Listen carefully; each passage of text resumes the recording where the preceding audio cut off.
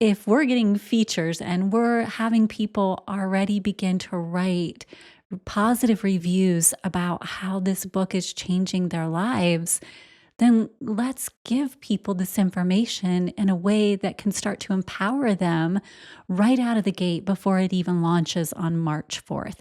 So that the book can just be that next level of empowerment, but we can be their people in the chair before it hits the shelves. And I think we need to take it now and continue to go to the next level and talk about how the inner critic, as that supervillain in our lives, just takes our superhero and traps it, right? In every superhero saga, you see how, whether it's Lex Luthor who gets a hold of Superman and traps him in some way by using kryptonite, right? And he holds him with kryptonite.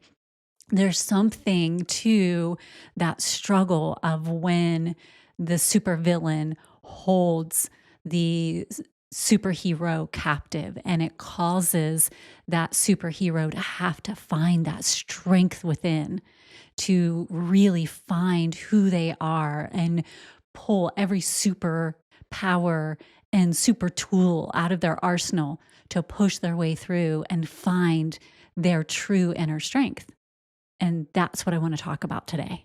Absolutely. I feel like this is such a critical time. Being the beginning of the year, it really can set the tone, it can set the energy, and it can get us that confidence that we need. Because a lot of new things like this, we not only need the confidence to get started, but we also need the confidence for sustainability. So we can create a new norm for ourselves and allow it to unfold and recognize that it's not just something that we have, but it's something that we are. Yeah. And that's a key thing for me, right? And it's not like it's a once and done when it comes to personal development. We're continuously on this personal development trek, just like a superhero is constantly on the trek of honing their superpowers and really discovering new ones. And I wanted this to be fun because if it's not fun, then I personally am not as motivated as I would be if, it feels like a drudge and it's like, oh, I have to do another thing. And that's why we wrote Silence Your Inner Critic the way that it's written, is so that it is fun. And that's why the superhero motif is throughout the entire book, because now it's become fun and I can see myself in that flow. And we want to help others feel that fun and engaging way. So let's have fun even during this podcast and talking about it, right? So, how has your supervillain that is your inner critic locked you away, whether it's kryptonite or it's some other like voice? When I think of Wanda, when she was a supervillain in the beginning in the Avengers, right? Mhm. She had this power of getting in your mind and warping your thoughts. Sometimes I see that as the inner critic too. Those whispers of morphing your thoughts and changing the reality. Has that ever happened to you? It definitely has in the past, but it's not quite what I'm flowing through right now in terms of how my inner critic is showing up. Okay. So would you like me to address the question of when it was, or do you want me to address what's happening now? I both. Both. Don't Okay. make me choose. I want both. um, okay. So in the past, 100%, it was an inner critic. It was constantly like, "Oh, you're not good enough," or you'll never be as good as someone else, or why can't this one was a big one for me? Why can't I be more like this person? Ooh, Yeah, comparison. comparison was a big one for me.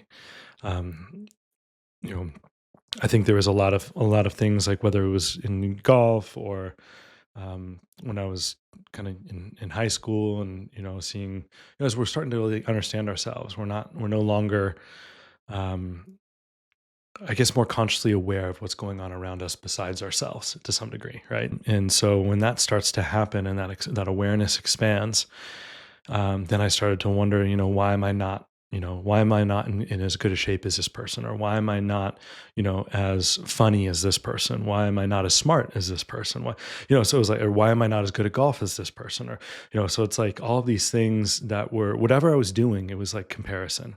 Yeah. And in some ways, I was able to harness it, and it helped me, get better. Because right, we talked about not every voice doesn't have to be a negative, even if it starts that way.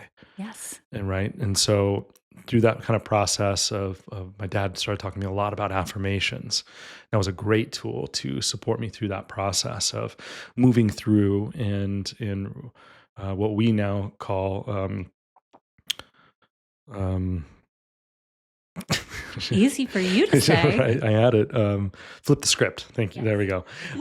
Yeah, and so yeah, we just flipped the script, and that's what was great about affirmations. And so it helped me go from, okay, why am I not as good as this person, to I can be better, or I can be like them. Yeah. In that way. And it was a better movement, but it was still a problem, because it was all about me being like them, which is still a comparison and still an external versus an internal. Yeah. But it's a step, right? It's a super tool that you were able to invoke that got you to the next tier that then will get you to the next tier, right? Exactly. Exactly. But now my inner critic shows up a lot differently. I don't have that type of after a decade of really more of building a positive mental mind frame, it takes a lot of time to reset in terms of how I talk to myself, how we talk to ourselves, right? And so I I don't have that type of loop going on in my head anymore. For me, the way that my inner critic shows up is not through words, um, but almost through time. I don't know how else to express it. I feel that I am not at my greatest when I feel like I'm putting pressure on myself. So it's not like I'm saying words. Maybe there might be that occasion, oh, I just need to get this done, or it's so crazy today. Those are some of the words that come about, but it's more of like a feeling. It's like an overarching feeling that like it almost feels crippling in its energy. It almost feels like I've got this massive amount of pressure just all around me, and I'm like encased in it, and I'm in a glass case of emotion. And that's like what I feel like, and it's overwhelming. And so, yeah, like I said, it's not like words. Usually, it's just this deep, deep, intense feeling that I feel like I can't like get a breath out, and I even struggle with my breathing. I struggle with. I notice I have shorter breath. Yeah.